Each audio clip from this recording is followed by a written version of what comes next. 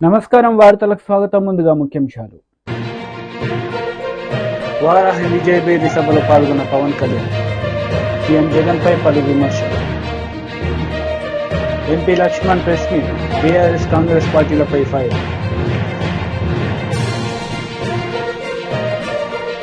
ఎన్నికల సందర్భంగా CM YS Jagan మేమంతా సిద్ధం బహిరంగ సభలో పాల్గొన్నారు. ఈ సందర్భంగా పలు అంశాలపై ఆయన ప్రసంగించారు. రాజంపేటకు సంబంధించి పింఛా ప్రాజెక్టు దాదాపుగా 90% పనులు ఇప్పటికే అయిపోయి చేశాం. అన్నమయ్య ప్రాజెక్టు రేపొద్దున పూర్తి కావాలన్నా గాలేరు నగరీ కాలువ పనులు రైల్వే కోడూరు వరకు పూర్తి చెయ్యాలన్నా, ఇవన్నీ జరగాలన్నా ఏం చేయాలి?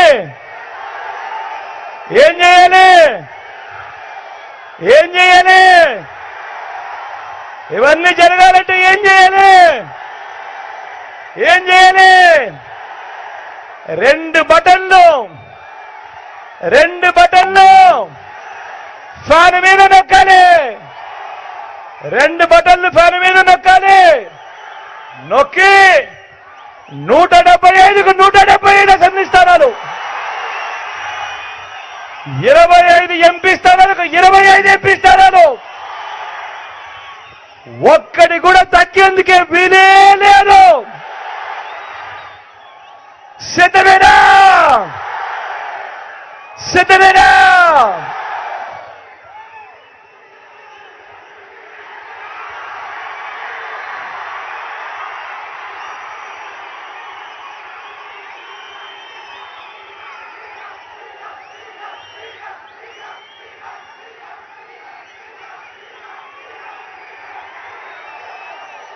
ఇక్కడో అక్కడో ఎక్కడో మన గుర్తు తెలియని వాళ్ళు ఎవరైనా ఉంటే, అన్నా మన గుర్తు ఫ్యాన్, తమ్ముడు మన గుర్తు ఫ్యాన్, అక్క మన గుర్తు ఫ్యాన్, చెల్లెమ్మ అక్క మన గుర్తు ఫ్యాన్, అమ్మా అక్క మన గుర్తు ఫ్యాన్, అక్క పెద్దమ్మలు అవ్వలు మన గుర్తు ఫ్యాన్, తాతలు మన గుర్తు ఫ్యాన్. మంచి చేసిన ఈ ఫ్యాన్ ఎక్కడుండాలి? ఇంట్లోనే ఉండాలి. చెడు చేసిన సైకిల్ ఎక్కడుండాలి? ఇంటి బయటే ఉండాలి. తాగేసిన టీ గ్లాస్ ఎక్కడుండాలి? సింక్లోనే ఉండాలి.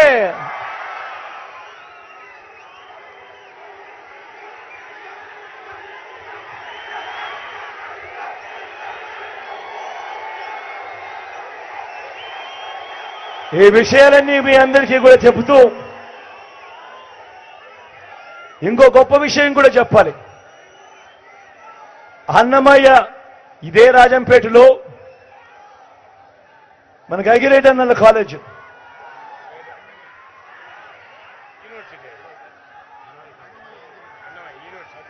మన అన్నమయ్య కాలేజీను top 100 universities in the globe, అంటే ప్రపంచంలో టాప్ 100 యూనివర్సిటీస్ తో మన అన్నమయ్య కాలేజీను టైఅప్ చేయించి అన్నమయ్య కాలేజీను ఒక యూనివర్సిటీగా మీకు మీ జిల్లాకు ఇవ్వడం జరిగింది, రాజంపేట హెడ్ క్వార్టర్స్ గా. ఇది నిజంగా మన పిల్లలు ప్రపంచంలోని టాప్ 100 యూనివర్సిటీస్ లో భాగస్వామ్యమైన అన్నమయ్య యూనివర్సిటీలో మన పిల్లలు డిగ్రీలు తీసుకుంటారు. ఇది నిజంగా రాజంపేట చరిత్రలో ఒక పెద్ద హిస్టరీలో నిలబడిపోయే అంశం కని కూడా ఈ సందర్భంగా సగర్వంగా తెలియజేస్తా ఉన్నాను. ఈ విషయం కూడా చెబుతూ నా పక్కన అమరన్న నిల్చొని ఉన్నాడు.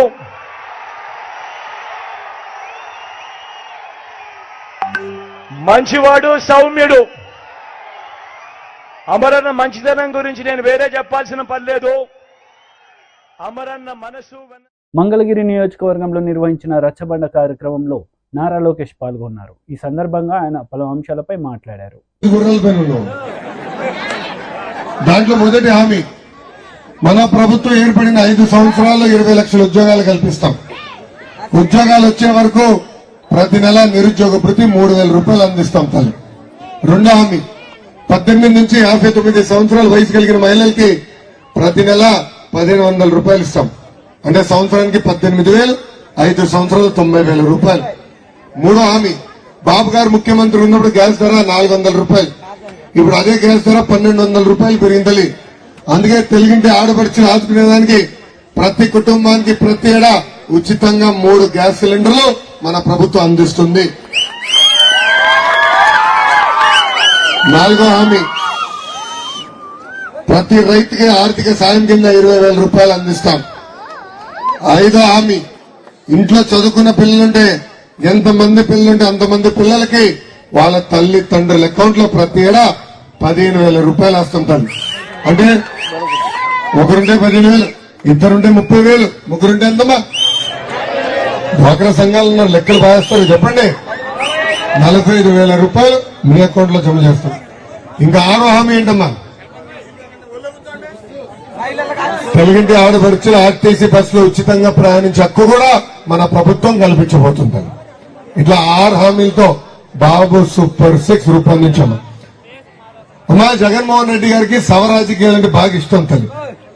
2014లో తండ్రి సొమ్ము వాడుకున్నారు. 2019లో సొంత బాబాయిని చంపేసి బాబాయ్ సొమ్ము వాడుకున్నారు. ఇప్పుడు 2024 వచ్చింది, ఆయన ఆలోచిస్తున్నాడు ఎవరు సొమ్ము వాడదారా అని. అమ్మా, వృద్ధుల సవాలు వాడుకుంటున్నారు. ఆయన తెలుసు 1వ తారీఖు వస్తుందని, పెన్షన్ ఇవ్వాలని తెలుసు, కావాలని వాలంటీర్ల చేత ప్రచారం చేపించారు. అది తెలుసుకుని ఎలక్షన్ కమిషన్ ఏకంగా వాళ్ళని దూరంగా పెట్టారు కార్యక్రమాలకి. 1వ తారీఖు వచ్చింది, పెన్షన్ ఇవ్వాలి. కేవలం 10% నిధులే సచివాలయం పంపించారు. వృద్ధులందరూ క్యూ కట్టారు సచివాలయం ముందర, కానీ డబ్బులు ఇవ్వలా. మొదటి రోజు ఎండ దెబ్బలకి మొదటి రోజు 32 మంది వృద్ధులు చనిపోయారమ్మా. అందుకే వృద్ధులకి నేను హామీ ఇస్తున్నా, మన ప్రభుత్వ అధికారంలోకి వచ్చిన వెంటనే 3,000 రూపాయల పెన్షన్ ని 4,000 రూపాయలు చేసే బాధ్యత మేము తీసుకుంటాం. వాలంటీర్ వ్యవస్థ కొనసాగిస్తాం. కేవలం పెన్షన్ కాదు, ఇతర సంక్షేమ కార్యక్రమాలు నేరుగా మీ గడపకు అందించే బాధ్యత కూడా మేము తీసుకుంటాం. తల్లి, ఎన్నే సాధించాలంటే మీరేం చేయాలి తల్లి? ఏం చేయాలి తల్లి? మనకి 2 ఓట్లు ఉంటాయి.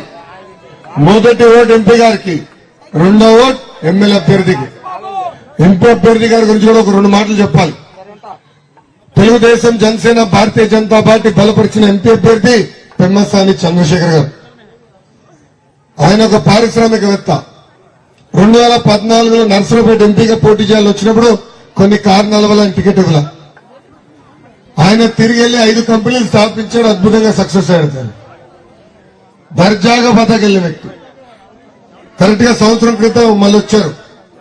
నేను ప్రత్యక్ష రాజకీయాలకు రావాలనుకుంటున్నాను. ఆయన చెప్పా, ఈ ఎండలు మీరు తట్టుకోలేరని, ఈ దుమ్ము ధూళి మీ వల్ల అవదని. లేదు, నా ఆలోచనలు నేను నా కంపెనీ కోసం వాడా. BJP MP Laxman press meet నిర్వహించారు. ఈ సందర్భంగా ఇరు పార్టీలపై ఆయన మండిపడ్డారు. ఈ రకంగా సనాతన ధర్మాన్ని కించపరిచినవి కాదు. ఈ శామ్ పిట్రో ఏ స్థాయికి ఇంకా దిగజాడి మాట్లాడాడంటే,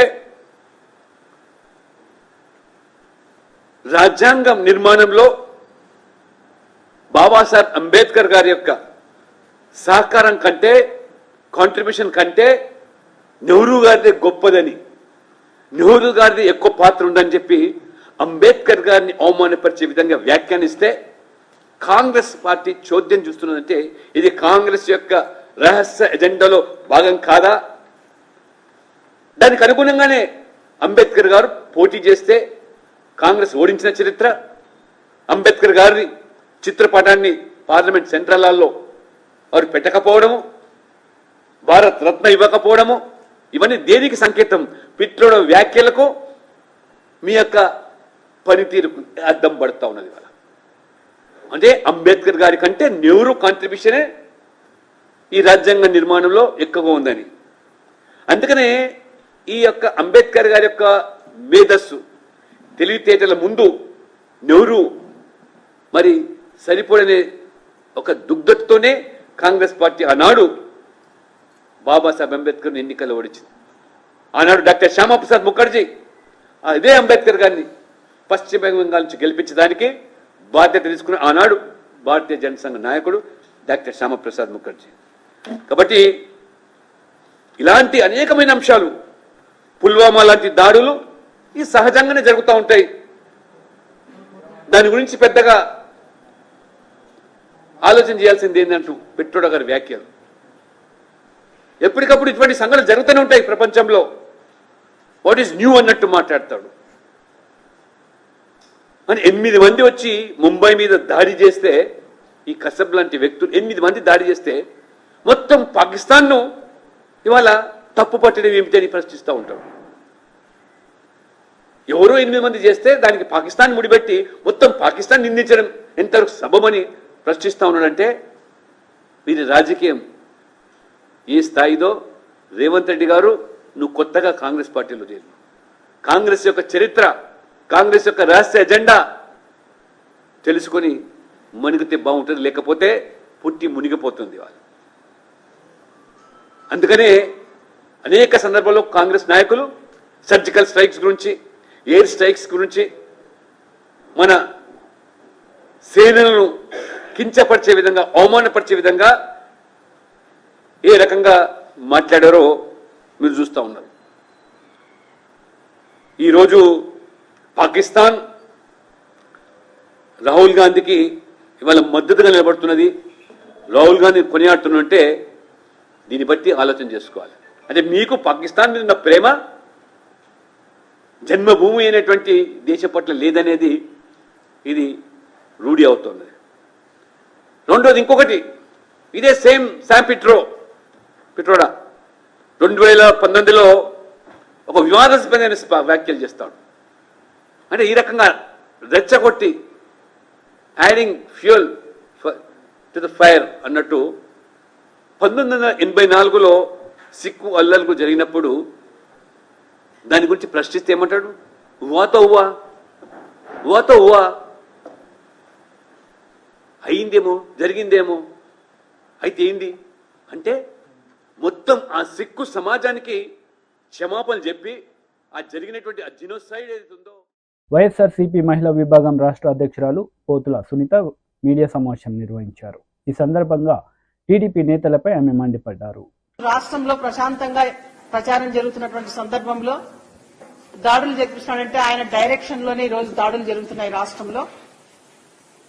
మహిళలను కూడా చూడకుండా ఎంత నీతి మాలిన నీచంగా చంద్రబాబు నాయుడు డైరెక్షన్ లో ఈ రోజు దాడులు జరుగుతున్నాయంటే రాష్ట్ర ప్రజానికమంతా కూడా ఒకసారి ఆలోచించాలి, అప్రమత్తంగా ఉండాలని చెప్పి నేను కోరుతున్నాను. మొన్న తానేటి వనిత పైన హత్యా ప్రయత్నం జరిగింది. మరి నిన్నటికి నిన్న మాచెర్ల పల్నాడు ప్రాంతం అంటేనే ఎంతో ప్రశాంతంగా, మరి మాచెర్ల నియోజకవర్గం ప్రజానికాన్నంతా కూడా ప్రశాంతంగా ఉంచుతూ, మరి పిన్నెల్లి రామకృష్ణారెడ్డి అన్న ఒక సీనియర్ వైసీపీ నేత, ఓటమెరగని నాయకుడు, ఎదురులేని నాయకుడు, మరి తన సతీమణి రమాదేవి నిన్న కొంతమంది మహిళా నేతలతో ప్రచారం చేస్తుంటే టీడీపీ పచ్చమూకలందరూ కూడా గూండాల్లాగా వ్యవహరిస్తూ చంద్రబాబు నాయుడు డైరెక్షన్ లో జూలకంటి బ్రహ్మారెడ్డి ని ఉసికొలిపి నిన్న ఆమె పైన మహిళా నాయకులపైన దాడి చేయడం చాలా నీచమైనటువంటి సంస్కృతి. చంద్రబాబు నాయుడు మహిళల్ని అడ్డు పెట్టుకుంటారా మీరు మీ రాజకీయాలకి? ప్రజాక్షేత్రంలో గెలవలేక, ప్రజాస్వామ్య పద్ధతుల్లో ఎన్నికలు చేయలేక ఎంత దుర్మార్గానికి ఒడిగట్టి మీరు ఈ రోజు మహిళలను కూడా చూడకుండా ఈ రోజు దాడి చేస్తున్నారంటే చాలా సిగ్గుమాలిన తనము. మరి ఏదైతే మీరు నిన్న మహిళల పైన కర్రలతోనా సీసాలతోనా దాడి చేసి వాళ్ళ తలలు పగలగొట్టి రక్తం చూశారు, మహిళల రక్తం చూశారు, ఖచ్చితంగా వాళ్ళు కన్నెర్ర చేస్తే మీ ఓటమి తప్పదు. చిత్తుగా ఓడించేది మిమ్మల్ని రాష్ట్రంలో మహిళామ తల్లులు అనేది చంద్రబాబు నాయుడు గుర్తుపెట్టుకోవాలా. ఎందుకు మాట్లాడుతున్నానంటే చంద్రబాబు నాయుడు నేపథ్యం ఏనాడు కూడా మహిళల్ని గౌరవించింది కానీ లేదు, వాళ్ళని అభివృద్ధి పరిచింది కానీ లేదు. మోసం చేసిన నైజమే చంద్రబాబు నాయుడు కాబట్టి మహిళలంటే చంద్రబాబు నాయుడుకి లెక్కలేదు కాబట్టి మహిళా నేతలపైన, మహిళా అభ్యర్థులపైన, ప్రశాంతంగా ప్రచారం చేస్తున్నటువంటి మహిళలపైన దాడులు చేయించడం చాలా నీతిమాలిన చర్య. చంద్రబాబు నాయుడు, మీకు వయసు అయింది కానీ మీకు బుద్ధి లేదు కొంచెం కూడా. మీకు నిజంగంటే పిచ్చి పట్టింది. ఏది పడితే అది మాట్లాడడం, ఎట్లా పడితే అట్లా అరవడం రాష్ట్రంలో చూస్తున్నారు ప్రజలు. నీ మేనిఫెస్టో కూడా బోగస్ మేనిఫెస్టో. అది నిన్న ఆంధ్ర రాష్ట్ర ప్రజలందరికీ కూడా విజ్ఞప్తి చేస్తున్నాను, ఆ బోగస్ మేనిఫెస్టో నమ్మొద్దండి. గోబెల్స్ ప్రచారం అది. చంద్రబాబు నాయుడు అన్ని కూడా ముందు నుంచి గోబెల్స్ ప్రచారమే. ఏదో ఒక దుష్ప్రచారాలు చేసి పచ్చ మీడియాను అడ్డం పెట్టుకుని రాజకీయాలకు రావాలని చూస్తున్నాడు తప్పితే ప్రజాక్షేత్రంలో వాళ్ళకి ప్రజల దగ్గర ఎలాంటి గౌరవం గాని, ప్రజల దగ్గర ఎలాంటి భరోసా లేదు చంద్రబాబు నాయుడుకి. కాబట్టి ఈరోజు భయపడి ఓటమి భయం పట్టుకొని ఓడిపోతున్నానని తెలిసే ఈరోజు ప్రజాక్షేత్రంలో విలువ లేకనే ఈరోజు చంద్రబాబు నాయుడు ఇలాంటి దాడులు చేపిస్తున్న వాళ్ళ పార్టీ నాయకులతోనా, కూటమితోనా. ఇది మంచి పద్ధతి కాదు చంద్రబాబు నాయుడు. మీకు ఏదైనా ప్రజాస్వామ్య పద్ధతుల్లోనే ఎన్నుకోవాలి తప్పితే ఇలా భయపెట్టి నయాన భయాన రాజకీయాలు చేసి గెలవాలంటే ప్రజలు సిద్ధంగా లేరు. ఎందుకంటే జగనన్న ప్రభుత్వంలో దేశానికే ఈరోజు జగనన్న ఆదర్శంగా నిలబడ్డారు. అనేక సంస్కరణలు తీసుకొచ్చారు. పేద ప్రజానికంతని కూడా ఈరోజు అభివృద్ధి పథంలో నడిపిస్తున్నాడు.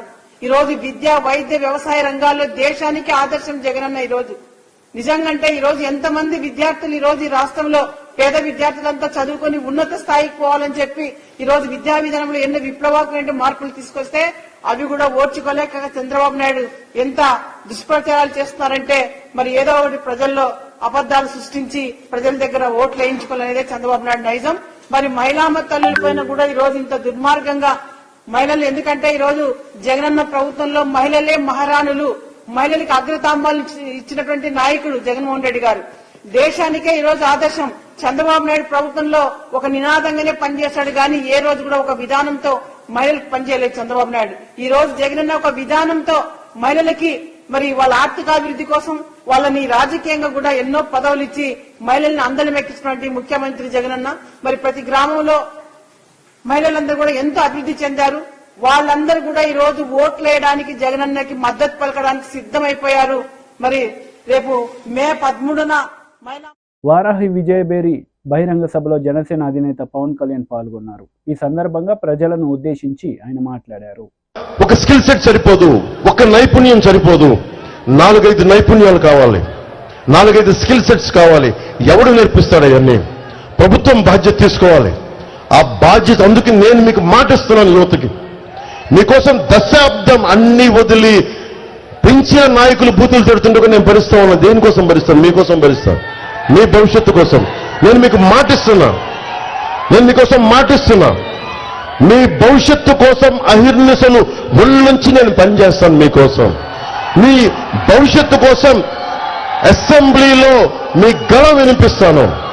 రోడ్డు మీద చిన్న చిత్తు పేపర్లో నలిగిపోయి పొట్ల విసిరేస్తే దాన్ని పట్టుకుని నేను మాట్లాడతాను. జనవాణి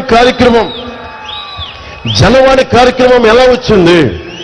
ముఖ్యమంత్రి రోడ్లు విస్తరణకి, ఇంటి విస్తరణకి రోడ్లు వెడల్పు చేస్తే ఉన్న ఇల్లు కూలగొడితే ఒక ఆడబిడ్డ వచ్చి, ఒక చెల్లి వచ్చి, అన్న నాకు ఇల్లు కొట్టి, వాలంటీర్ అన్నా,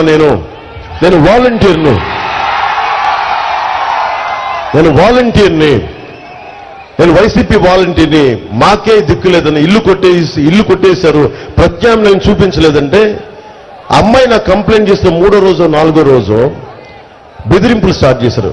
ఎందుకు వెళ్ళావు నేను చంపమంటే, వాళ్ళ అన్నయ్యకి బెదిరింపులు ఇచ్చారు, చంపేస్తామని చెప్పారు. ఏం జరిగింది అంటే ఒక 10 రోజుల తర్వాత మళ్ళీ ఒక నెల రోజుల తర్వాత ఆ అమ్మాయి వచ్చి మళ్ళీ చాలా మంది ఇట్లా ఇంత జనం ఉంటే పార్టీ ఆఫీస్ దగ్గర అన్న ఇట్లా మాట్లాడితే తీసుకున్నాను. నాకు గుర్తుంది, అమ్మాయి చెప్పమ్మా నీ పేరేంటని. ఎందుకని పేపర్ తీసుకుంటే, అన్న ఒకసారి నీతో మాట్లాడాలి 5 నిమిషాలు అంటే 5 నిమిషాలు వెళ్తే దీనివల్ల నీకేం ఆనందం వస్తుంది? దీనివల్ల అంటే నా కోరిక ఏంటంటే, నా విన్నపం ఇది ప్రధానమంత్రి గారి మీద విసిరేశారు. ఉత్సాహం ఉండాలి కానీ ఇబ్బంది పెట్టేలా ఉండకూడదు. నా రిక్వెస్ట్ ప్లీజ్. నా భయం వేసింది. నన్ను ప్రధానమంత్రి గారి మీద అందరూ ఎర్రతో వాళ్ళు గబుక్కునే ఉత్సాహం విసిరేస్తుంటే, అరే ప్రపంచంలో అత్యంత పవర్ఫుల్ నాయకుడు మనం తక్కువ చేయకుండా మనం ఆయన్ని గౌరవించాలి. మనం జెండాలు పట్టుకొని నేను విషయాన్ని అర్థం చేసుకుంటా. నాకు తెలుసు సలసలసల కాగే రక్తం ఏం చేస్తా అన్న ఇటు చూడని చెప్పడం. మీరేం చేయాలి? తువ్వాళ్ళు ఇలా ఓపండి, తువ్వాళ్ళు ఓపండి. ఆనందం ఇసరటం వల్ల అది మన సంస్కారంగా, అది మటుకు దయచేసి నా రిక్వెస్ట్. మీ ఉత్సాహం కాదని మళ్ళీ విషయానికి వద్దాం.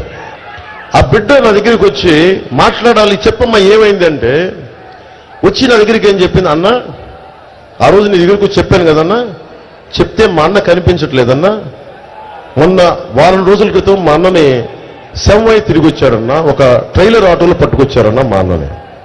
ఏం జరిగిందమ్మా అన్న ఆ రోజు నీకు వచ్చి కంప్లైంట్ చేయగానే చాలా బెదిరింపు కాల్సి వచ్చినాయి అన్న, మా అన్నని బెదిరించారన్నా. సాయంత్రం సండేకి వెళ్ళి ఆదివారం అన్న రోజున ఆదివారం ఇంటికి వెళ్ళి చేపలు కొనుక్కొస్తానని మార్కెట్కి వెళ్ళాడన్నా, ఇంటికి రాలేదన్నా. మధ్యాహ్నం రాలేదన్నా, సాయంత్రం రాలేదు. నెక్స్ట్ డే 24 గంటల తర్వాత నేను ఒంగోలుకి వెళ్ళిపోయానని ఫోన్ చేశాడంట. ఎందుకు వెళ్ళిపోయాను అన్నయ్య, వాళ్ళ అన్నయ్య అమ్మాయి అడిగితే నేను చెప్తానులేని అంటాడు. 72 గంటల తర్వాత అబ్బాయి శవమై ట్రైలర్లో పట్టుకొచ్చి వదిలేసి వెళ్ళిపోయారు. అమ్మాయి భయపడిపోయింది, తల్లి, ఆ బిడ్డ, వాళ్ళ అన్నయ్య. అన్నం చంపేశారు. పోలీసులు దాని మీద రెస్పాన్స్ ఇవ్వలేదు. నేను మాట్లాడితేనేమో తెలుసు కదా ప్రభుత్వం ఎలా ఉంటుందో, దాని మీద ఖాతరు చేయలేదు. నేను చెప్తున్నాను మీకు, ఆ కేసు తిరిగి నేను రీఓపెన్ చేయిస్తాను. ఆ బిడ్డ ఏడుపు నేను మర్చిపోలేను, ఆ చెల్లెలు ఏడుపు నేను మర్చిపోలేను. రీఓపెన్ చేయిస్తాను ఆ కేసు. అలాగే ఎందుకు చెప్తున్నాను ఈ మాట అంటే, జనవాణి కార్యక్రమం అలా ప్రారంభమైంది. నేను వినటానికి రెడీగా ఉన్నాను. మన పశ్చిమ నియోజకవర్గం ఉంది, ఇక్కడ మనకి సమస్య ఉంది.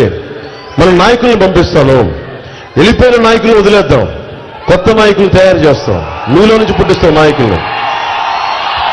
మనం ఉన్న నాయకుల్ని ముందుకు పైకి తీసుకొస్తాం. మీ సమస్యకి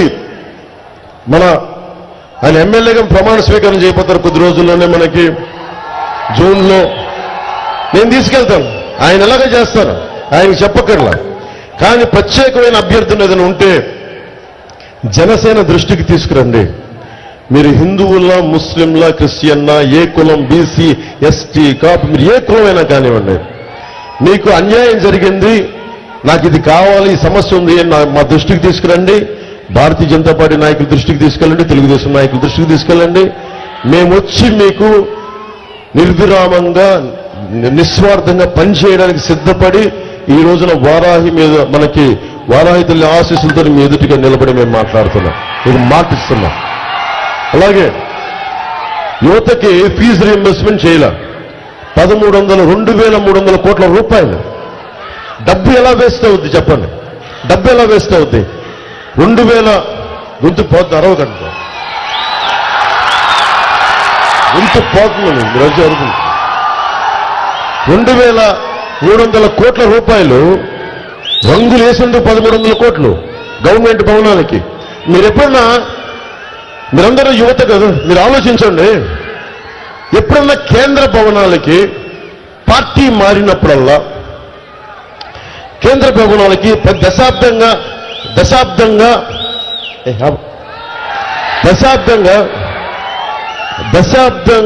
భారతీయ జనతా పార్టీ దేశాన్ని నడుపుతోంది. ఎప్పుడన్నా సరే ప్రభుత్వ భవనాలకి భారతీయ జనతా పార్టీ రంగులేయడం మీరు చూశారు? ఉన్నది కదా. అలాగే రాష్ట్ర ప్రభుత్వానికి ప్రభుత్వ భవనాలు కదా, ఆంధ్రప్రదేశ్ ప్రభుత్వ భవనాలకి వైసీపీ రంగులేంటి? వార్తలు ముగించే ముందు ముఖ్యాంశాలు మరోసారి. వారాహి విజయభేరి సభలో పాల్గొన్న పవన్ కళ్యాణ్, సీఎం జగన్పై పలు విమర్శలు. MP Laxman press meet, BRS Congress పార్టీలపై ఫైర్. ఈ వార్తలు ఇంతటితో సమాప్తం. తిరిగి ప్రసారమయ్యే వార్తల్లో మళ్ళీ కలుద్దాం. అంతవరకు సెలవు, నమస్తే.